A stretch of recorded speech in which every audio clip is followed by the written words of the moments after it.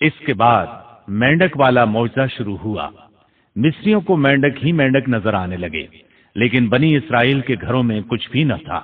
مصری اپنا کوئی برتن کھولتا تو اس میں مینڈک نظر آتا، کوئی اپنے بستر پر آتا تو اس پر مینڈک ہوتا، کھانا کھانے کے لیے بیٹھتا اور لقمہ منہ میں رکھتا تو وہ مینڈک بن جاتا۔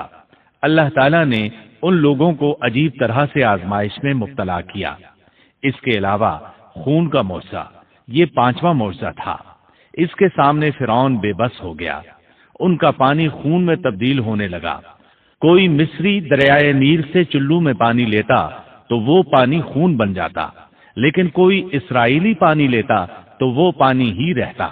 مصری کسی کنویں سے پانی نکالتے تو وہ خون بن جاتا، اسی کنویں سے اسرائیلی پانی لیتے تو پانی ہی رہتا۔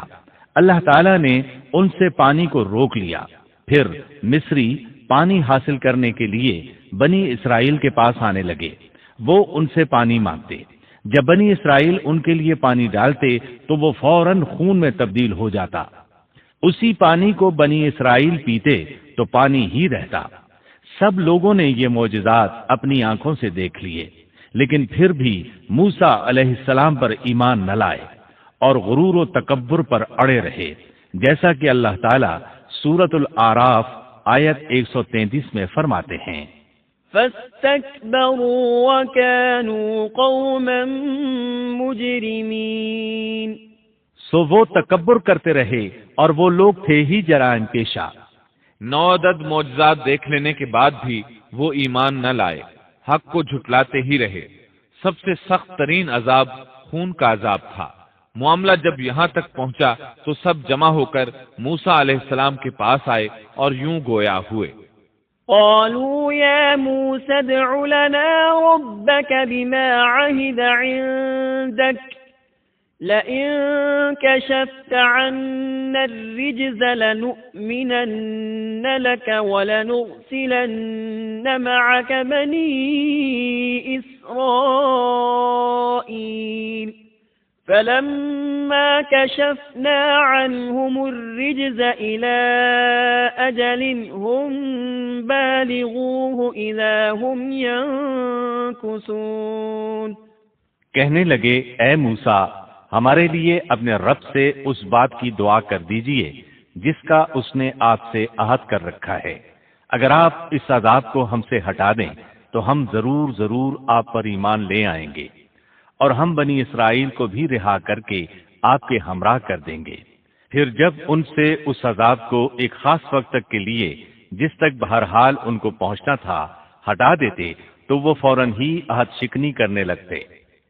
آخر کار موسیٰ علیہ السلام کو اللہ کا حکم ہوا، فَأَسْرِ بِعِبَادِي لَيْلًا، کہ راتوں رات تو میرے بندوں کو لے کر نکل جا۔ دوسری جگہ یوں ارشاد ہوتا ہے، وَلَقَدْ أَوْحَيْنَا إِلَى مُوسَىٰ أَنْ أَسْرِ بِعِبَادِي، ہم نے موسیٰ کی طرف وحی نازل فرمائی کہ راتوں رات میرے بندوں کو لے چل۔ چنانچہ سب بنی اسرائیل رات کی تاریکی میں نکلے، وہ دروازوں پر کوئی خاص نشان چھوڑ کر چلنے لگے۔ رات کی تاریکی میں نکلنے کا حکم اس لیے دیا گیا تاکہ فرعون ان کے بارے میں کوئی فیصلہ نہ کر سکے۔ انہوں نے صبح ہونے کا انتظار نہ کیا۔ ان کی تعداد 6 لاکھ کے قریب تھی۔ یہ سب لوگ اپنے مال مویشی اور ضروری سامان ساتھ لے کر چلے۔ فلسطین کی طرف 6 لاکھ افراد کی یہ عظیم ہجرت تھی۔ فرعون کو صبح سویرے پتہ چلا تو سوچ میں ڈوب گیا کہ اب ہماری خدمت کون کرے گا، ہماری غلامی کون کرے گا۔ اس کی حالت پاگلوں جیسی ہو گئی۔ آخر اس نے بنی اسرائیل کے تعاقب کا حکم دیا۔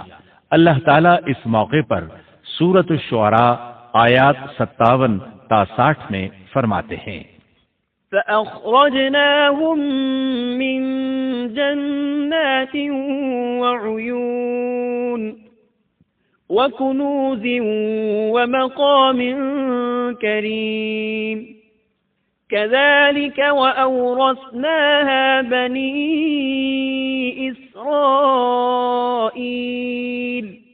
فَأَتْبَعُوهُمْ مُشْرِقِينَ۔ آخر کار ہم نے انہیں باغات سے اور چشموں سے اور خزانوں سے اور اچھے اچھے مقامات سے نکال باہر کیا۔ اسی طرح ہوا، اور ہم نے ان تمام چیزوں کا وارث بنی اسرائیل کو بنا دیا۔ پس فرعون کے لوگ سورج نکلتے ہی ان کے تعاقب میں نکلے، یعنی فرعون طلوع آفتاب کے وقت ہی ان کے تعاقب میں لشکروں کی تیاری کے ساتھ نکل کھڑا ہوا۔ موسیٰ علیہ السلام بنی اسرائیل کو لیے بحر احمر کے ایک کنارے پہنچے۔ بحر قلزم بحر احمر ہی کا ایک کنارہ ہے۔ انہوں نے پیچھے مڑ کر دیکھا، کیا دیکھتے ہیں کہ فرعون اپنے لاؤ لشکر کے ساتھ بھاگا آ رہا ہے۔ بنی اسرائیل گھبرا گئے کہ اب کیا ہوگا۔ سامنے ٹھاٹھے مارتا سمندر اور پیچھے فرعون اور اس کا لشکر۔ اللہ تعالیٰ اس موقع پر سورۃ الشعراء آیت 63 میں فرماتے ہیں، فأوحينا إلى موسى أن اضرب بعصاك البحر فانفلق فكان كل فرق كالطود العظيم۔ ہم نے موسیٰ کی طرف وحی بھیجی کہ دریا پر اپنا عصا مارو، پس اسی وقت دریا پھٹ گیا اور پانی کا ہر ایک حصہ بڑے پہاڑ کی طرح کھڑا ہو گیا۔ سمندر لاٹھی لگنے سے ایسا پھٹا کہ پانی کے دو بڑے بڑے پہاڑ بن گئے، یعنی سمندر کے اندر خشک راستے بن گئے اور اطراف میں پانی کے پہاڑ کھڑے ہو گئے۔ اللہ تعالیٰ نے بھی فرما دیا، سورۃ طٰہٰ آیت 77 میں ہے، أن أسر بعبادي فاضرب لهم طريقا في البحر يبسا لا تخاف دركا ولا تخشى، کہ تو راتوں رات میرے بندوں کو لے چل اور ان کے لیے سمندر میں خشک راستہ بنا لے، پھر نہ تجھے کسی کے آ پکڑنے کا خطرہ ہوگا نہ ڈر۔ یہ سب کے سب ان راستوں سے پار چلے گئے۔ اب جو ہی فرعون وہاں پہنچا، پہلے تو ڈرا، سہما کہ یہ کیا ہوا۔ وہ بھی اور اس کے سب ساتھی بھی اس سوچ میں ہیں کہ کیا کریں، خوف زدہ تھے۔ ایسے میں فرعون کو خیال آیا کہ اگر موسیٰ اور بنی اسرائیل یہاں سے صحیح سلامت گزر گئے ہیں تو ہم کیوں نہیں گزر سکتے۔ اس کے ساتھ ہی اس نے اپنے گھوڑے کو سمندر میں داخل کر دیا۔ اس کے پیچھے اس کے سب ساتھی بھی داخل ہو گئے۔ ادھر بنی اسرائیل کا آخری آدمی سمندر سے نکل رہا تھا، دوسری طرف فرعون کا آخری آدمی سمندر میں داخل ہو رہا تھا۔ اللہ تعالیٰ سورہ طٰہٰ میں فرماتے ہیں، فأتبعهم فرعون بجنوده فغشيهم من اليم ما غشيهم وأضل فرعون قومه وما هدى۔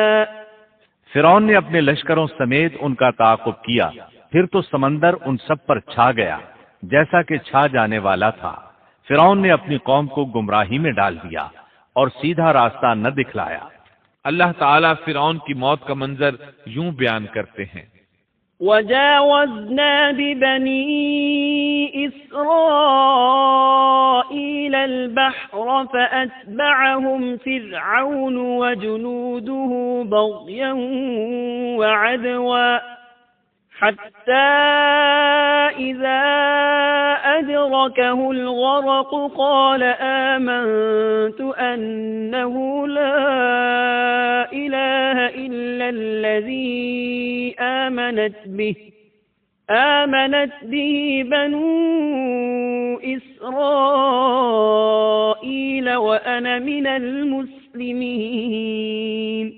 اور ہم نے بنی اسرائیل کو دریا سے پار کر دیا، پھر ان کے پیچھے پیچھے فرعون اپنے لشکر کے ساتھ ظلم اور زیادتی کے ارادے سے چلا، یہاں تک کہ جب ڈوبنے لگا تو کہنے لگا کہ میں اس ذات پر ایمان لاتا ہوں کہ جس پر بنی اسرائیل ایمان لائے ہیں، اس کے سوا کوئی معبود نہیں اور میں مسلمانوں میں سے ہوں۔ لیکن جب موت کے مرحلے شروع ہوتے ہیں تو توبہ قبول نہیں ہوتی۔ اس نے جب یہ کہا کہ میں ایمان لاتا ہوں تو اللہ تعالیٰ نے جواب میں فرمایا، الآن وقد عصيت قبل وكنت من المفسدين فاليوم ننجيك ببدنك لتكون لمن خلفك آية وإن كثيرا من الناس عن آياتنا لغافلون۔ جواب دیا گیا کہ اب ایمان لاتا ہے اور پہلے سرکشی کرتا رہا اور مفسدوں میں داخل رہا، سو آج ہم تیری ناش کو نجات دیں گے تاکہ تو ان لوگوں کے لیے باعث عبرت ہو جو تیرے بعد ہیں، اور حقیقت یہ ہے کہ بہت سے لوگ ہماری نشانیوں سے غافل ہیں۔ مطلب یہ تھا کہ ہم تیرے بدن کو زمانہ گزرنے کے باوجود باقی رکھیں گے تاکہ تو لوگوں کے لیے عبرت کا سبب بنا رہے۔ اللہ تعالیٰ نے اس کے بدن کو باقی رکھا تاکہ لوگ عبرت پکڑتے رہیں اور وہ بعد والوں کے لیے نشانی بنا رہے۔ یہ اللہ تعالیٰ کی طرف سے اعلان ہے، لیکن لوگوں کی اکثریت اللہ تعالیٰ کی آیات سے غافل ہے۔ فرعون کی لاش آج بھی اہرام مصر یعنی مصر کے عجائب گھر میں موجود ہے۔ حدیث میں آتا ہے سیدنا جبریل علیہ السلام نے نبی کریم صلی اللہ علیہ وسلم سے عرض کیا، اے اللہ کے رسول صلی اللہ علیہ وسلم، جس وقت فرعون غرق ہوتے ہوئے ایمان کا اظہار کر رہا تھا تو میں اس وقت اس کے منہ میں کیچڑ ڈال رہا تھا کہ کہیں وہ لا الہ الا اللہ نہ کہہ دے اور اللہ اس پر رحم فرما دے، لیکن اس کے منہ سے شہادت توحید کی بات نہ نکلی اور بوقت مرگ اللہ تعالیٰ نے اس کی توبہ قبول نہ کی۔ بنی اسرائیل اس کے ظلم سے نجات پا کر سمندر پار چلے گئے۔ ابھی تھوڑی ہی دور گئے ہوں گے کہ ان کا گزر ایک ایسی قوم کے پاس سے ہوا جو اپنے بتوں کی پوجا کر رہی تھی۔ سمندر پار آنے کے فوراً بعد انہوں نے یہ مناظر دیکھے، گویا فلسطین پہنچنے سے پہلے ہی انہوں نے میدان سینا میں لوگوں کو بتوں کے آگے جھکا دیکھ لیا۔ اللہ تعالیٰ سورۃ الاعراف آیات 138 تا 140 میں فرماتے ہیں، وَجَاوَزْنَا بِبَنِي إِسْرَائِيلَ الْبَحْرَ فَأَتَوْا عَلَى قَوْمٍ يَعْكُفُونَ عَلَى أَصْنَامٍ لَهُمْ قَالُوا يَا مُوسَى اجْعَل لَّنَا إِلَٰهًا كَمَا لَهُمْ آلِهَةٌ قَالَ إِنَّكُمْ قَوْمٌ تَجْهَلُونَ إِنَّ هَٰؤُلَاءِ مُتَبَّرٌ مَّا هُمْ فِيهِ وَبَاطِلٌ مَّا كَانُوا يَعْمَلُونَ قَالَ أَغَيْرَ اللَّهِ أَبْغِيكُمْ إِلَٰهًا وَهُوَ فَضَّلَكُمْ عَلَى الْعَالَمِينَ۔ اور ہم نے بنی اسرائیل کو دریا سے پار اتار دیا، پس ان لوگوں کا ایک قوم پر گزر ہوا جو اپنے چند بتوں کی عبادت میں لگے ہوئے تھے۔ کہنے لگے، اے موسیٰ، ہمارے لیے بھی ایک ایسا ہی معبود مقرر کر دیجئے جیسے ان کے یہ معبود ہیں۔ آپ نے فرمایا، واقعی تم لوگوں میں بڑی جہالت ہے، یہ لوگ جس کام میں لگے ہوئے ہیں یہ تباہ کیا جائے گا اور ان کا یہ کام محض بے بنیاد ہے۔ فرمایا، کیا اللہ تعالیٰ کے سوا کسی اور کو تمہارے لیے معبود تلاش کروں، حالانکہ اس نے تمہیں تمام جہان والوں پر فوقیت دی ہے۔ قرآن کی آیات اس پر دلالت کرتی ہیں کہ سمندر پار سے آتے ہی وہ فوراً ایک قوم کے پاس آئے اور موسیٰ علیہ السلام سے مطالبہ کرنے لگے۔ غور فرمائیں کس طرح کفر کے مرتکب ہو رہے ہیں۔ فرعون اور اس کی قوم سے نجات پا لینے کے بعد اللہ رب العزت کی طرف سے موسیٰ علیہ السلام پر احکامات نازل ہوئے۔ پہلا حکم یہ ملا کہ اپنی قوم کے ہمراہ کوہ طور پر پھر تشریف لے چلیں۔ اللہ تعالیٰ نے آپ کو وعدہ دیا کہ وہاں ہم آپ کو تورات عطا کریں گے تاکہ آپ کے لیے اور آپ کی قوم کے لیے شریعت مقرر ہو جائے۔ اللہ تعالیٰ سورۃ الاعراف آیت 142 میں فرماتے ہیں، وَوَاعَدْنَا مُوسَىٰ 30 لَيْلَةً اور ہم نے موسیٰ سے 30 راتوں کا وعدہ کیا۔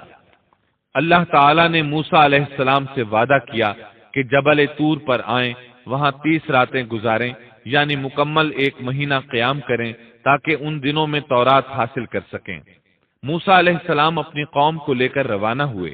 آپ تیز چلتے ہوئے اپنی قوم سے پہلے کوہ طور پر جا پہنچے تاکہ اللہ تعالیٰ کو خوش کر سکیں اور کتاب الہی تورات حاصل کر سکیں۔ بنی اسرائیل اس وقت لاکھوں کی تعداد میں تھے۔ ظاہر ہے اتنے بڑے ہجوم اور لشکر کا تیزی سے حرکت کرنا ممکن نہیں تھا۔ اس پر اللہ تعالیٰ نے فرمایا، وَمَا أَعْجَلَكَ عَن قَوْمِكَ يَا مُوسَىٰ قَالَ هُمْ أُولَٰئِ آثري وعجلت إليك رب لترضى۔ اے موسیٰ، تجھے اپنی قوم سے غافل کر کے کون سی چیز جلدی لے آئی؟ کہا کہ وہ لوگ بھی میرے پیچھے ہی آ رہے ہیں، اور اے میرے پروردگار، میں نے تیری طرف اس لیے جلدی کی کہ تو راضی ہو جائے۔ کوہ طور پر یہ موسیٰ علیہ السلام کی دوسری آمد تھی۔ دوسری بار بھی انہیں اسی بابرکت درخت کے پاس اللہ پاک سے ہم کلام ہونے کا شرف حاصل ہو رہا تھا۔ موسیٰ علیہ السلام کی رسالت کے مقاصد کا پہلا مرحلہ پورا ہو چکا تھا۔ بنی اسرائیل ذلت و رسوائی اور عذاب عظیم سے نکل آئے تھے۔ اب وہ آزاد فضا میں سانس لینے کے قابل تھے، لیکن ان کے دلوں میں شرک و بت پرستی کے پرانے اثرات باقی تھے۔ یہی وجہ ہے کہ سمندر سے نکلتے ہی انہوں نے بت پرستی کا مطالبہ کر دیا تھا، لہذا ضروری تھا کہ ان کی تربیت کی جائے۔ پھر تربیت کے لیے بھی کسی مفصل قانون اور ضابطے کا ہونا بہت ضروری تھا کہ اس پر عمل پیرا ہو کر آنے والے وقت کے لیے تیار ہو سکیں۔ تو اللہ تعالیٰ نے عظیم رسول موسیٰ علیہ السلام کے ساتھ یہی وعدہ کیا تھا کہ وہ طور پہاڑ پر آ کر اللہ کی نگرانی میں براہ راست احکام الہی کو حاصل کرنے کی کما حق ہو تیاری کر سکیں۔ پہلے مدت 30 دن مقرر ہوئی تھی اور پھر 40 دن ہو گئی، جیسا کہ سورۃ الاعراف آیت 142 میں اللہ تعالیٰ فرماتے ہیں، وواعدنا موسى 30 ليلة وأتممناها ب10 فتم ميقات ربه 40 ليلة۔ اور ہم نے موسیٰ سے 30 راتوں کا وعدہ کیا اور مزید 10 راتوں سے ان 30 راتوں کو پورا کیا، سو ان کے رب کی مقررہ مدت 40 راتیں ہو گئیں۔ موسیٰ علیہ السلام اپنی قوم سے رخصت ہوتے وقت اپنے بھائی ہارون علیہ السلام کو اپنا خلیفہ بنا گئے تھے، جیسا کہ اللہ تعالیٰ سورۃ الاعراف آیت 142 میں فرماتے ہیں، وقال موسى لأخيه هارون اخلفني في قومي وأصلح ولا تتبع سبيل المفسدين۔ اور موسیٰ نے اپنے بھائی ہارون سے کہا، تم میری قوم میں میری جانشینی کرنا اور ان کی اصلاح کرتے رہنا اور فساد کرنے والوں کی راہ پر مت چلنا۔ موسیٰ علیہ السلام اپنی قوم کو چھوڑ کر چلے گئے۔ انتظامی معاملات کے لیے ان میں ایک حاکم بھی مقرر کر گئے، یعنی اپنے بھائی ہارون کو، جو اللہ کے نبی تھے۔ ان 40 ایام میں موسیٰ علیہ السلام اپنے پروردگار سے براہ راست کلام کرتے رہے، یعنی درمیان میں وحی کا واسطہ بھی نہیں تھا۔ اللہ تعالیٰ بھی ان سے بغیر کسی واسطے کے کلام کرتے رہے۔ اسی وجہ سے آپ کا لقب کلیم اللہ ہے، یعنی اللہ سے کلام کرنے والا۔ اللہ سبحانہ و تعالی سورۃ النساء آیت 164 میں فرماتے ہیں، وَكَلَّمَ اللَّهُ مُوسَى تَكْلِيمًا۔ اور موسیٰ سے اللہ تعالیٰ نے صاف طور پر کلام کیا۔ جب موسیٰ علیہ السلام مقررہ وقت پر وہاں پہنچے اور اللہ تعالیٰ نے ان سے کلام کیا تو عرض کرنے لگے کہ اے میرے پروردگار، مجھے اپنا دیدار کرا دیجئے، میں آپ کو ایک نظر دیکھ لوں۔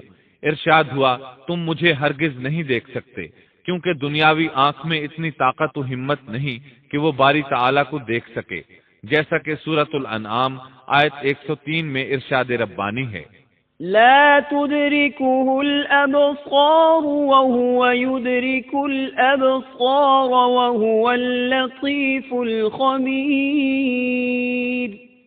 اس کا تو کسی کی نگاہ بھی احاطہ نہیں کر سکتی، اور وہ سب نگاہوں کو محیط ہو جاتا ہے، اور وہی بڑا باریک بین اور باخبر ہے۔ حدیث معراج میں بھی ہے کہ جب ابو ذر رضی اللہ عنہ نے رسول اللہ صلی اللہ علیہ وسلم سے پوچھا، حل رأیت ربک، یعنی کیا آپ نے اپنے رب کو دیکھا بھی ہے، تو آپ نے فرمایا تھا، نور انا اراہ، یعنی وہ تو نور ہے، میں اسے کیسے دیکھ سکتا ہوں۔ اس حدیث مبارکہ سے بھی یہی ثابت ہوتا ہے کہ آپ نے اللہ کا دیدار نہیں کیا، جیسے اللہ تعالیٰ نے موسیٰ علیہ السلام سے فرما دیا تھا کہ تو مجھے نہیں دیکھ سکتا۔ ابو موسیٰ اشعری رضی اللہ عنہ سے مروی ایک روایت میں ہے کہ نبی اکرم صلی اللہ علیہ وسلم نے فرمایا، حجابه النور وفي رواية النار لو كشفها لأحرقت سبحات وجهه ما انتهى إليه بصره من خلقه اس کا تو کسی کی نگاہ بھی احاطہ نہیں کر سکتی، اور وہ سب نگاہوں کو محیط ہو جاتا ہے، اور وہی بڑا باریک بین اور باخبر ہے۔ مطلب یہ کہ اللہ سبحانہ و تعالی کا نور اور جلوہ برداشت کرنے کے لیے بہت طاقت کی ضرورت ہے، اور ہم اس سے محروم ہیں۔ کسی میں یہ طاقت نہیں کہ اس نور کو دیکھ سکے۔ اللہ تعالی موسیٰ علیہ السلام کے سوال کے جواب میں سورۃ الاعراف آیت 143 میں فرماتے ہیں، لن تراني ولكن انظر إلى الجبل فإن استقر مكانه فسوف تراني فلما تجلى ربه للجبل جعله دكا وخر موسى صعقا فلما أفاق قال سبحانك تبت إليك وأنا أول المؤمنين۔ تم مجھے ہرگز نہیں دیکھ سکتے، لیکن تم اس پہاڑ کی طرف دیکھو، اگر وہ اپنی جگہ پر برقرار رہا تو تم بھی مجھے دیکھ سکو گے۔ پھر جب ان کے رب نے اس پر تجلی فرمائی تو اسے ریزہ ریزہ کر دیا، اور موسیٰ بے ہوش ہو کر گر پڑے۔ پھر جب ہوش میں آئے تو عرض کیا، بے شک آپ کی ذات پاک ہے، میں تیرے حضور توبہ کرتا ہوں، اور میں سب سے پہلا ایمان لانے والا ہوں۔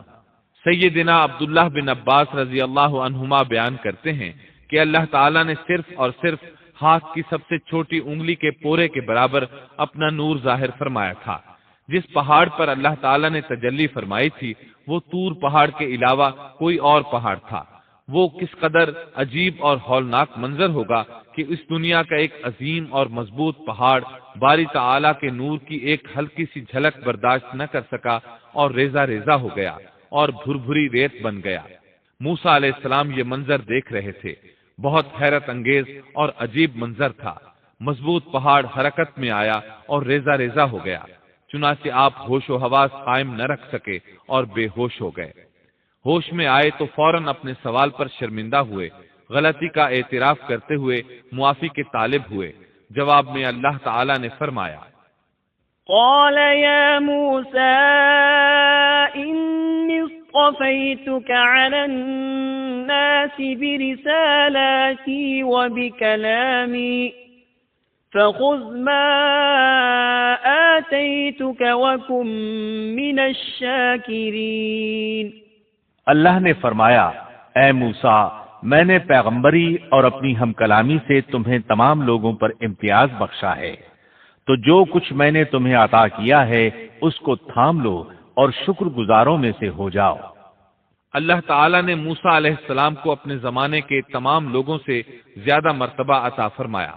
اس کے بعد اللہ تعالیٰ نے آپ کو تختیوں میں لکھی تورات عطا فرمائی۔ اللہ تعالیٰ سورۃ الاعراف آیت 145 میں فرماتے ہیں، وَكَتَبْنَا لَهُ فِي الْأَلْوَاحِ مِنْ كُلِّ شَيْءٍ مَوْعِظَةً وَتَفْصِيلًا لِكُلِّ شَيْءٍ فَخُذْهَا بِقُوَّةٍ وَأْمُرْ قَوْمَكَ يَأْخُذُوا بِأَحْسَنِهَا سَأُرِيكُمْ دَارَ الْفَاسِقِينَ۔ اور ہم نے چند تختیوں پر ہر قسم کی نصیحت اور ہر چیز کی تفصیل ان کو لکھ کر دی، تم ان کو قوت کے ساتھ پکڑ لو اور اپنی قوم کو حکم کرو کہ ان کے اچھے اچھے احکام پر عمل کریں، ان قریب میں تم لوگوں کو ان فاسقوں کا گھر دکھلاؤں گا۔ یہ تختیاں کس چیز کی تھیں اس کے متعلق کوئی مرفوع بات ثابت نہیں، البتہ مفسرین کے مختلف اقوال ہیں۔ بعض کہتے ہیں یہ تختیاں جواہر کی تھیں اور بعض کہتے ہیں کہ یہ تختیاں پتھر کی تھیں۔ موسیٰ علیہ السلام نے 40 دنوں میں تورات کے اندر لکھے ہوئے اللہ کے احکامات اخذ کر لیے۔ ادھر موسیٰ علیہ السلام کا ان کی قوم انتظار کر رہی تھی۔ اس دوران وہ ایک آزمائش میں مبتلا ہو گئے۔ اللہ تعالیٰ سورہ طٰہٰ آیت 85 میں فرماتے ہیں، قال فإنا قد فتنا قومك من بعدك وأضلهم السامري۔ فرمایا، ہم نے تیری قوم کو تیرے پیچھے آزمائش میں ڈال دیا اور انہیں سامری نے بہکا دیا۔ موسیٰ علیہ السلام کی غیر حاضری میں وہ ایک شخص کی پیروی کرتے ہوئے گمراہ ہو گئے، اور ان کی گمراہی کا سبب بننے والا شخص سامری تھا۔ اللہ سے ملاقات کی مدت پوری کرنے کے بعد موسیٰ علیہ السلام نے وعظ و نصیحت سے بھرپور تختیاں اٹھا لیں، ان میں اللہ کے احکامات بھی تھے اور بنی اسرائیل کی شریعت بھی درج تھی، اسی کو تورات کہا جاتا ہے۔ ان کو اٹھا کر موسیٰ علیہ السلام اپنی قوم کی طرف لوٹ آئے۔ اس موقع پر اللہ تعالی سورہ طٰہٰ آیت 86 میں فرماتے ہیں، فرجع موسى إلى قومه غضبان أسفا، پس موسیٰ نہایت غضبناک ہو کر رنج کے ساتھ واپس لوٹے۔ قوم پر جب 30 دن گزر گئے اور حسب وعدہ موسیٰ علیہ السلام نہ لوٹے تو وہ غمگین رہنے لگے۔ ہارون علیہ السلام نے ان کو اکٹھا کیا اور فرمایا کہ اے بنی اسرائیل، جب تم مصر سے چلے تھے تو قبطیوں کے پیسے اور رقوم وغیرہ ہم میں سے بعض پر ادھار تھیں، اسی طرح ان کی امانتیں بھی تمہارے پاس رہ گئی ہیں۔ اب ہم ان چیزوں کو انہیں واپس تو کر نہیں سکتے، لیکن میں یہ بھی نہیں چاہتا کہ وہ ہماری ملکیت میں رہیں، اس لیے تم ایک گہرا گڑھا کھودو اور جو مال و اسباب، زیورات اور سونا چاندی وغیرہ ان کا تمہارے پاس ہے اس میں ڈالو اور آگ لگا دو۔ چنانچہ اسی طرح کیا گیا۔ اس دوران ان کے ساتھ سامری نامی ایک شخص تھا۔ یہ تھا تو گائے کے پجاریوں میں سے، لیکن پڑوسی ہونے کے ناطے سے یہ بھی بنی اسرائیل میں شمار ہوتا تھا۔ اس نے جبریل علیہ السلام کے گھوڑے کو گزرتے ہوئے دیکھا اور اس کے قدموں کے نیچے سے مٹی اٹھا لی تھی۔ ہارون علیہ السلام نے اس سے کہا کہ تو اسے پھینک دے۔ یہ کہنے لگا، یہ تو وہ چیز ہے جس نے تمہیں دریا پار کروایا ہے، میں اسے اس شرط پر ڈالنے کے لیے تیار ہوں کہ آپ اللہ سے دعا کریں کہ اس سے وہ بن جائے جو میں چاہتا ہوں۔ ہارون علیہ السلام نے دعا کی تو قدرت الہی سے اس گڑھے میں جو تھا وہ ایسے بچڑے کی صورت اختیار کر گیا جو اندر سے کھوکھلا تھا، اس میں روح نہیں تھی، لیکن جب ہوا اس کے پیچھے سے داخل ہو کر منہ سے نکلتی تو ایک آواز پیدا ہو جاتی تھی۔ اللہ تعالیٰ سورہ طٰہٰ آیت 86 میں فرماتے ہیں، فرجع موسى إلى قومه غضبان أسفا قال يا قوم ألم يعدكم ربكم وعدا حسنا أفطال عليكم العهد أم أردتم أن يحل عليكم غضب من ربكم فأخلفتم موعدي۔ پس موسیٰ سخت ناراض ہو کر افسوسناک حالت میں واپس لوٹے اور کہنے لگے، اے میری قوم، کیا تم سے تمہارے پروردگار نے نیک وعدہ نہیں کیا تھا؟ کیا اس وعدے کی مدت تمہیں لمبی معلوم ہوئی؟ بلکہ تمہارا ارادہ ہی یہ ہے کہ تم پر تمہارے پروردگار کا غضب نازل ہو، کیونکہ تم نے مجھ سے وعدہ خلافی کی ہے۔ موسیٰ علیہ السلام صرف 10 دن تاخیر سے پہنچے اور ان دنوں ہی میں انہوں نے بچڑا بنا کر اس کی عبادت شروع کر دی، بلکہ سامری نے ان سے یہاں تک کہا کہ موسیٰ بھول کر چلے گئے، ان کا معبود بھی یہی بچڑا ہے، جب وہ آئیں گے تو وہ خود بھی اسی کی عبادت کریں گے اور ہمارے ساتھ مل جائیں گے۔ اس طرح ان میں سے اکثر نے بچڑے کی پوجا شروع کر دی، بس چند افراد اس سے باز رہے۔ انہوں نے سوچا انتظار کر لیتے ہیں، وہ 30 دن کا وعدہ کر کے گئے تھے، کچھ زائد دن لگ گئے تو اس کی کوئی خاص وجہ ہوگی، کیونکہ اللہ کا نبی وعدہ خلافی نہیں کرتا، یقیناً کوئی خاص وجہ ہے اور ممکن ہے سامری بھی حق پر ہو، پھر بھی انتظار بہتر ہے۔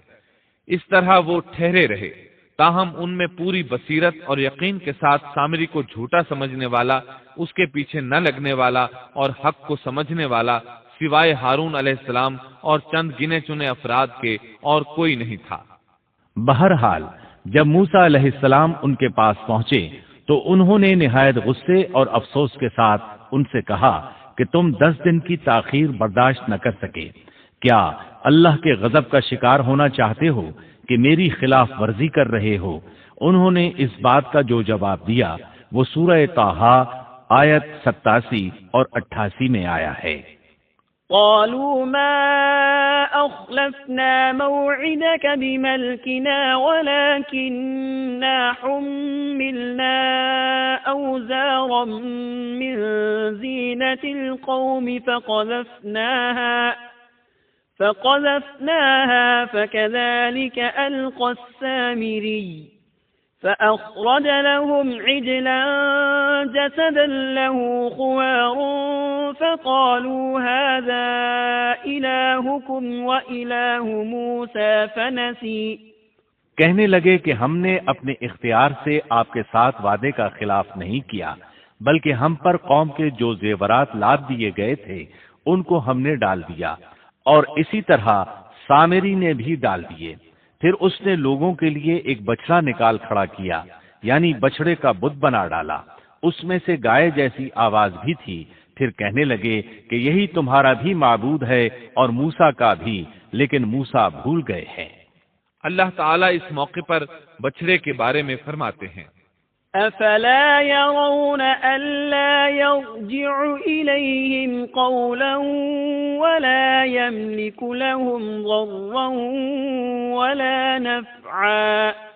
کیا یہ گمراہ لوگ یہ بھی نہیں دیکھتے کہ وہ تو ان کی بات کا جواب بھی نہیں دے سکتا اور نہ ان کے کسی برے بھلے کا اختیار رکھتا ہے۔ اللہ تعالیٰ فرماتے ہیں کہ ان لوگوں نے کس قدر بے وقوفی کا کام کیا ہے۔ وہ بچڑا جو ان کی باتوں کا جواب تک نہیں دے سکتا تھا اور کسی قسم کے نفع اور نقصان کا اختیار نہیں رکھتا تھا، وہ صرف اس کی آواز سن کر اس کی پوجا پر بضد ہو گئے۔ ہارون علیہ السلام ان کو روکتے رہے اور اللہ کی طرف دعوت دیتے رہے، لیکن اس کے باوجود وہ بچڑا پرستی پر اصرار کرتے رہے۔ اللہ تعالیٰ فرماتے ہیں، وَلَقَدْ قَالَ لَهُمْ هَارُونُ مِن قَبْلُ يَا قَوْمِ إِنَّمَا فُتِنْتُمْ بِهِ وَإِنَّ رَبَّكُمُ الرَّحْمَنُ فَاتَّبِعُونِي وَأَطِيعُوا أَمْرِي قَالُوا لَن نَّبْرَحَ عَلَيْهِ عَاكِفِينَ حَتَّى يَرْجِعَ إِلَيْنَا مُوسَىٰ۔ اور ہارون نے ان سے پہلے ہی کہہ دیا تھا کہ اے میری قوم، اس بچڑے سے تو صرف تمہاری آزمائش کی گئی ہے، تمہارا حقیقی پروردگار تو اللہ رحمان ہی ہے، لہذا تم سب میری پیروی کرو اور میری بات مانتے چلے جاؤ۔ انہوں نے جواب دیا کہ موسیٰ کی واپسی تک تو ہم اسی کے مجاور بنے بیٹھے رہیں گے۔ موسیٰ علیہ السلام نے یہ ماجرا دیکھا تو اپنے بھائی ہارون پر بگڑے، ان کے سر کے بالوں اور داڑھی کو پکڑ کر کھینچنے لگے۔ ان کی طبیعت میں سختی تھی، جبکہ ہارون علیہ السلام بہت نرم مزاج تھے۔ ہارون علیہ السلام ان سے بہت نرم برتاؤ کرتے تھے۔ موسیٰ علیہ السلام نے ان سے کہا، تم نے میرے ساتھ کیے ہوئے وعدے کو کیوں نہیں نبھایا اور ان لوگوں کی اصلاح کیوں نہ کی؟ قال يا هارون ما منعك إذ رأيتهم ضلوا ألا تتبعني أفعصيت أمري۔ کہنے لگے اے ہارون، انہیں گمراہ ہوتا ہوا دیکھتے ہوئے تجھے کس چیز نے روکا تھا کہ تو میرے پیچھے نہ آیا؟ کیا تو بھی میرے فرمان کا نافرمان بن بیٹھا؟ ہارون علیہ السلام نے اپنے بھائی کے ان سخت الفاظ کا جواب بہت ہی نرم انداز میں دیا۔ قال يا ابن أم لا تأخذ بلحيتي ولا برأسي إني خشيت أن تقول فرقت بين بني إسرائيل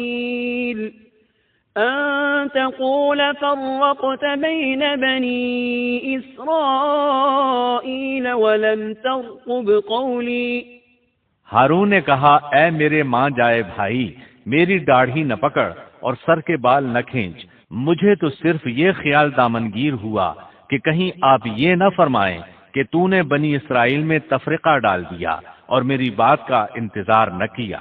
ہارون علیہ السلام نے کہا میں ڈر گیا اور ان میں ٹھہرا رہا اور ان سے کہتا رہا کہ جو شخص اللہ کے ساتھ ایمان اور موسیٰ علیہ السلام کی اتباع کا خواہش مند ہو وہ میری پیروی کرے۔ میں آپ کے پاس نہ آیا اور ان کے پاس کیوں ٹھہرا رہا؟ صرف اس لیے کہ اگر میں آپ کے پاس آتا تو بنی اسرائیل دو فرقوں میں بٹ جاتے، ایک گروہ ان میں سے بچڑے کی پوجا کر رہا ہوتا اور دوسرا میرے ساتھ آپ کے پاس آ جاتا، تو آپ مجھ پر کہیں یہ اعتراض نہ کرتے کہ تو نے بنی اسرائیل کو فرقہ فرقہ کر دیا اور میرے احکامات کا انتظار نہ کیا اور پہلے ہی بھاگ آیا۔ سورۃ الاعراف آیت 150 میں ہے۔ وألقى الألواح وأخذ برأس أخيه يجره إليه قال ابن أم إن القوم استضعفوني وكادوا يقتلونني فلا تشمت بي الأعداء ولا تجعلني مع القوم الظالمين۔ اور موسیٰ نے تورات کی تختیاں پھینک دیں اور اپنے بھائی کا سر پکڑ کر انہیں اپنی طرف گھسیٹنے لگے۔ ہارون نے کہا، اے میرے ماں جائے، ان لوگوں نے مجھے کمزور سمجھا اور قریب تھا کہ مجھے قتل کر ڈالتے، تو تم دشمنوں کو مجھ پر ہنسنے کا موقع نہ دو اور مجھے ان ظالموں میں مت شمار کرو۔ مطلب یہ کہ انہوں نے اپنا عذر بیان کیا کہ ان لوگوں نے مجھے کمزور جانا، اور جب میں نے ان سے کہا کہ بچڑے کی پوجا نہ کرو تو انہوں نے مجھے قتل کی دھمکی دی اور کہا اگر تو باز نہ آیا تو ہم تجھے جان سے مار ڈالیں گے۔ تو اے میرے بھائی، اب ایسا انداز اختیار نہ کرو کہ لوگوں کو مجھ پر ہنسنے کا موقع ملے، میں یقیناً بے قصور ہوں۔ جب انہوں نے اپنا عذر پیش کر دیا تو موسیٰ علیہ السلام سامری کی طرف متوجہ ہوئے۔ قال فما خطبك يا سامری؟ موسیٰ نے پوچھا، سامری تیرا کیا معاملہ ہے؟ موسیٰ علیہ السلام نے اس سے پوچھا، سامری تو نے یہ کام کیوں کیا اور کس طرح تو نے بچڑے سے آواز نکالی؟ اس نے جو جواب دیا سورہ طٰہٰ آیت 96 میں اس کا ذکر یوں آیا ہے، قال بصرت بما لم يبصروا به فقبضت قبضة من أثر الرسول فنبذتها وكذلك سولت لي نفسي۔ اس نے جواب دیا کہ مجھے وہ چیز دکھائی دی جو انہیں دکھائی نہیں دی، تو میں نے اللہ کے بھیجے ہوئے فرشتے کے نقش قدم سے ایک مٹھی بھر لی، پھر اسے اس میں ڈال دیا، اسی طرح میرے دل نے یہ بات میرے لیے بنا دی۔ مطلب یہ کہ سامری کہنے لگا، میں نے جبریل علیہ السلام کو دیکھا جن کو دوسرے لوگ نہ دیکھ سکے، تو میں نے جبریل کے گھوڑے پر نظر رکھی، جہاں اس کا قدم پڑا تھا وہاں سے میں نے مٹی کی ایک مٹھی بھر لی، جب میں نے اس کو بچڑے پر پھینکا تو اس میں سے آواز برآمد ہونے لگی جو ان کے فتنے کا باعث بن گئی۔ یہ قصہ ہے ان کے انحراف کا اور حق سے منہ موڑنے کا۔ ان میں سے صرف چند ایک پاکیزہ طبیعت والوں کے علاوہ تمام لوگ بچڑے کی عبادت کرنے لگے، اور صرف چند افراد کو اللہ تعالیٰ نے اپنی توفیق سے بچا لیا۔ اندازہ کیجئے ان کے دل کتنے سخت تھے۔ اللہ تعالیٰ کی کئی ایک نشانیاں اور موسیٰ علیہ السلام کے معجزات دیکھنے کے باوجود برے کردار کو اپنایا۔ فرعون پر نازل ہونے والے عذابات اور موسیٰ علیہ السلام کی صداقت کی 9 عظیم نشانیاں بھی دیکھ چکے تھے۔ پھر انہوں نے اپنی آنکھوں سے دیکھا کہ کس طرح ان کے سامنے دیکھتے ہی دیکھتے سمندر پھٹ گیا اور ان کے لیے وہاں گزرگاہیں بن گئیں۔ لیکن ان تمام نشانیوں کے بعد اب پھر اللہ تعالیٰ کے مقابلے میں بچڑے کی پوجا کرنے لگے۔ اسی لیے اللہ تعالیٰ نے ان کے متعلق سورۃ البقرہ آیت 93 میں فرمایا ہے، وَأُشْرِبُوا فِي قُلُوبِهِمُ الْعِجْلَ بِكُفْرِهِمْ، اور ان کے دلوں میں بچڑے کی محبت گویا پلا دی گئی ان کے کفر کے سبب سے۔ ان کے دلوں میں کفر تھا، اپنے منہ سے ایمان کا اظہار کرتے تھے لیکن حقیقت میں کفر ان کے دلوں میں تھا، اور آج کے دور میں بھی یہودیوں کی یہی حالت ہے۔ اس کے بعد سامری کے لیے احکامات جاری ہوئے۔ سورہ طٰہٰ آیت 97 میں ارشاد باری تعالی ہے، قال فاذهب فإن لك في الحياة أن تقول لا مساس وإن لك موعدا لن تخلفه وانظر إلى إلهك الذي ظلت عليه عاكفا لنحرقنه ثم لننسفنه في اليم نسفا۔ موسیٰ نے کہا، اچھا جا، دنیا کی زندگی میں تیری یہی سزا ہے کہ تو کہتا رہے کہ مجھے نہ چھونا، اور ایک اور بھی وعدہ تیرے ساتھ ہے جو تجھ سے ہرگز نہ ٹلے گا، اور اب تو اپنے اس معبود کو بھی دیکھ لینا جس کا تو اعتکاف کیے ہوئے تھا کہ ہم اسے جلا کر اس کی راکھ کو کیسے دریا میں بکھیر دیتے ہیں۔ موسیٰ علیہ السلام نے سامری سے مخاطب ہو کر کہا، دنیا میں تیری سزا یہ ہے کہ عمر بھر تو یہی کہتا رہے گا کہ مجھ سے دور رہو، مجھے نہ چھونا۔ بعض مفسرین نے اس کا مطلب یہ بیان کیا ہے کہ اسے ایک مہلک بیماری نے آ لیا اور اس کی وجہ سے لوگ اس سے دور رہتے، نہ کوئی اسے ہاتھ لگاتا نہ کوئی قریب جاتا۔ پھر فرمایا، آخرت میں بھی تیری زبردست سزا مقرر ہے، اور اپنے معبود یعنی بچڑے کا بھی حشر دیکھ کہ جس کو تو معبود خیال کر بیٹھا تھا۔ موسیٰ علیہ السلام نے اس کو جلا دینے کا حکم جاری کیا، اور جلانے کے بعد اس کی راکھ اٹھائی اور دریا میں اڑا دی تاکہ کوئی شخص دوبارہ بچڑے کی عبادت کا خیال تک دل میں نہ لائے اور عبرت حاصل کرے۔ اس کے بعد موسیٰ علیہ السلام نے فرمایا، انما الہکم اللہ الذی لا الہ الا ہوا وسع کل شیء علما۔ اصل بات یہی ہے کہ تم سب کا معبود برحق صرف اللہ ہی ہے، اس کے سوا کوئی عبادت کے لائق نہیں، اس کا علم تمام چیزوں پر حاوی ہے۔ پھر موسیٰ علیہ السلام نے اللہ سے دعا کی، قال رب اغفر لي ولأخي وأدخلنا في رحمتك وأنت أرحم الراحمين۔ موسیٰ نے کہا کہ اے میرے رب، میری خطا معاف فرما اور میرے بھائی کی بھی، اور ہم دونوں کو اپنی رحمت میں داخل فرما، اور تو سب رحم کرنے والوں سے زیادہ رحم کرنے والا ہے۔ اس کے بعد اللہ تعالیٰ نے بچڑے کے پجاریوں کے بارے میں احکامات نازل فرمائے۔ ان کا ذکر سورۃ الاعراف آیت 152 میں ہے۔ ان الذين اتخذوا العجل سينالهم غضب من ربهم وذلة في الحياة الدنيا وكذلك نجزي المفترين۔ جن لوگوں نے بچڑے کو معبود بنایا ان پر بہت جلد ان کے رب کا غضب نازل ہوگا اور دنیا کی زندگی میں ذلت نصیب ہوگی، اور ہم افترا پردازوں کو ایسی ہی سزا دیا کرتے ہیں۔ چنانچہ اسی وقت ان پر غضب نازل ہوا اور وہ قیامت تک غضب اور ذلت کا شکار ہو گئے، اور ذلت ان کا مقدر بن گئی، جیسا کہ سورۃ الفاتحہ میں اللہ تعالیٰ نے ہمیں یہ دعا سکھائی ہے۔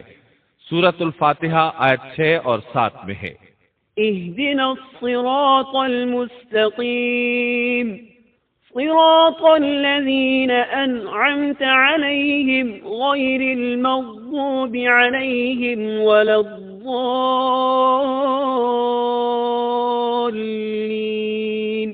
ہمیں سیدھی اور سچی راہ دکھا، ان لوگوں کی راہ جن پر تو نے انعام کیا، ان کی راہ نہیں جن پر غضب کیا گیا، اور نہ گمراہوں کی۔ جن لوگوں پر اللہ کا انعام ہوا ان سے انبیاء کرام، صدیقین، شہداء اور صالحین مراد ہیں، جو راہ حق پر ہمیشہ قائم رہے، اور جن لوگوں پر غضب کیا گیا ان سے مراد بنی اسرائیل یعنی یہودی ہیں، اور گمراہوں سے مراد عیسائی ہیں۔ المغضوب علیہم یعنی جن پر غضب کیا گیا کی تفسیر بعض علماء کے نزدیک یہ ہے کہ اس سے مراد وہ لوگ ہیں جنہوں نے حق کو پہچان لیا اور پھر جان بوجھ کر اس کو چھوڑ دیا۔ اللہ تعالیٰ کی واضح نشانیاں، اس کی قدرت کے دلائل، معجزات اور عظمت الہی پر دلالت کرنے والی علامت کو آنکھوں سے دیکھا، لیکن اس کے باوجود انکار کرتے رہے تو اللہ تعالیٰ نے ان پر غضب نازل کر دیا۔ الظالین کی تفسیر میں علماء کہتے ہیں کہ ان سے مراد وہ لوگ ہیں جو حق کو نہ پہچان سکے اور اس سے دور رہے، اس وجہ سے بھٹکنے والے اور گمراہ شمار کیے گئے۔ یہودیوں میں یہ بہت بڑی برائی تھی کہ حق کو پہچان کر چھوڑ دیا، اور اسی کے سبب اللہ کے غضب کا شکار ہو گئے، اور یہ غضب ان پر ہمیشہ رہے گا۔ یہودیوں کو دنیا میں کون سی ذلت پہنچی کہ جب بچڑے کا خاتمہ کیا گیا اور انہوں نے اپنے معبود کا جلایا جانا اور اس کی راہ کا اڑایا جانا دیکھ لیا تو وہ سمجھ گئے کہ وہ غلطی پر تھے۔ چنانچہ وہ شرمندہ ہو کر موسیٰ علیہ السلام کی خدمت میں حاضر ہو گئے، اپنی غلطی کا اعتراف کر لیا اور توبہ کی خواہش ظاہر کی۔ تب اس وقت توبہ کا عجیب و غریب معاملہ پیش آیا۔ حکم ہوا، اللہ تعالیٰ سورۃ البقرہ آیت 54 میں فرماتے ہیں، وَإِذْ قَالَ مُوسَى لِقَوْمِهِ يَا قَوْمِ إِنَّكُمْ ظَلَمْتُمْ أَنفُسَكُمْ بِاتِّخَاذِكُمُ الْعِجْلَ فَتُوبُوا إِلَى بَارِئِكُمْ فَاقْتُلُوا أَنفُسَكُمْ ذَلِكُمْ خَيْرٌ لَكُمْ عِندَ بَارِئِكُمْ فَتَابَ عَلَيْكُمْ إِنَّهُ هُوَ التَّوَّابُ الرَّحِيمُ۔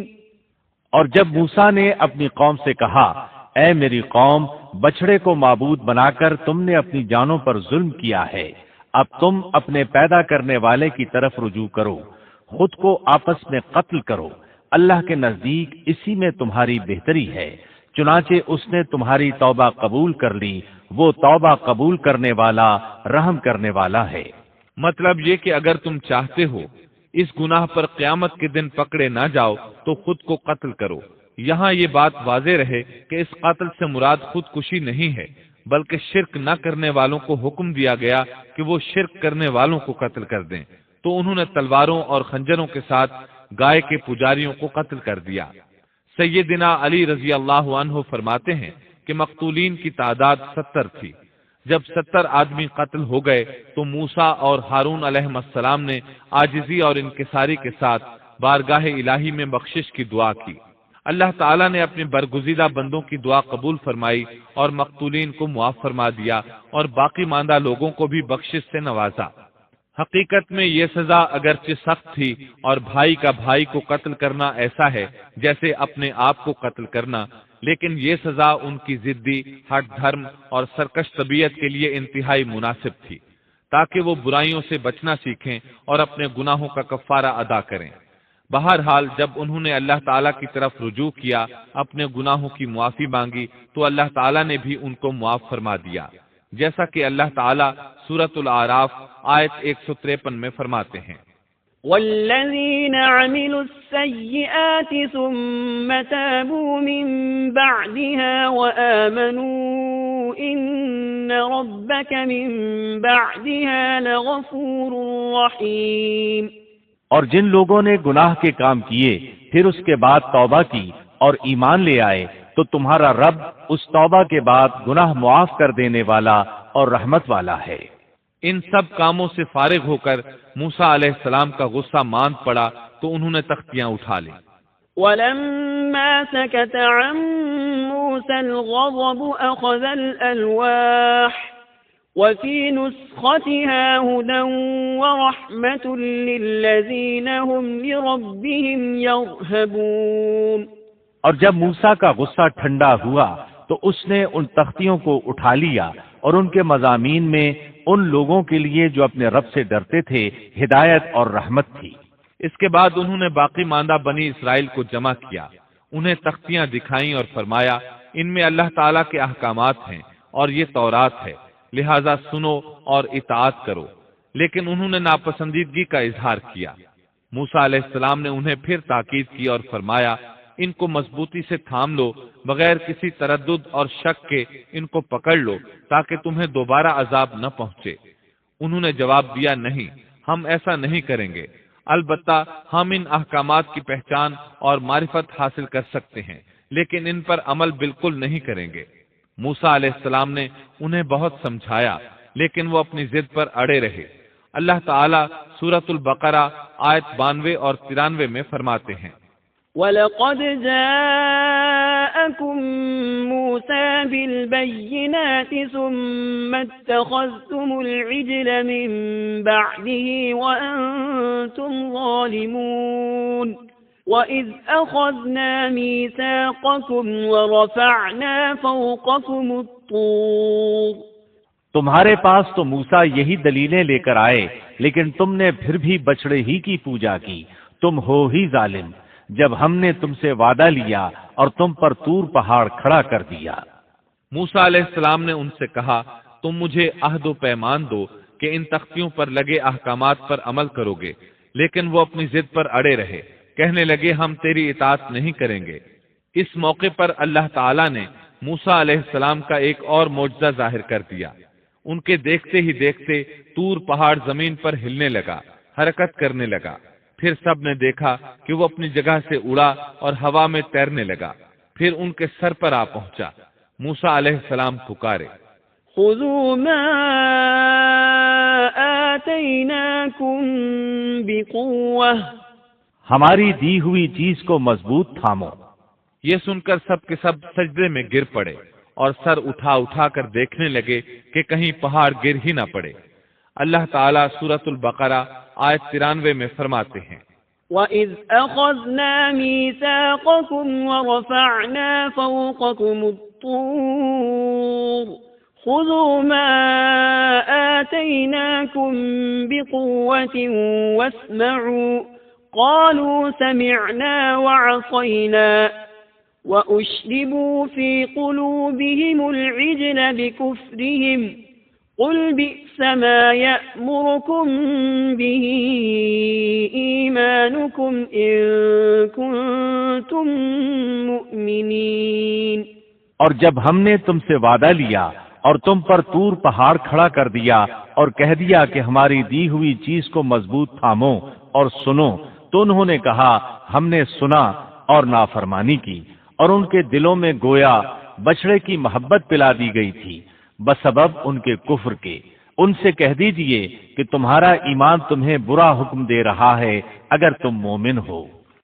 اسی طرح سورۃ الاعراف آیت 171 میں اللہ تعالیٰ فرماتے ہیں، وَإِذْ نَتَقْنَا الْجَبَلَ فَوْقَهُمْ كَأَنَّهُ ظُلَّةٌ وَظَنُّوا أَنَّهُ وَاقِعٌ بِهِمْ خُذُوا مَا آتَيْنَاكُمْ بِقُوَّةٍ وَاذْكُرُوا مَا فِيهِ لَعَلَّكُمْ تَتَّقُونَ۔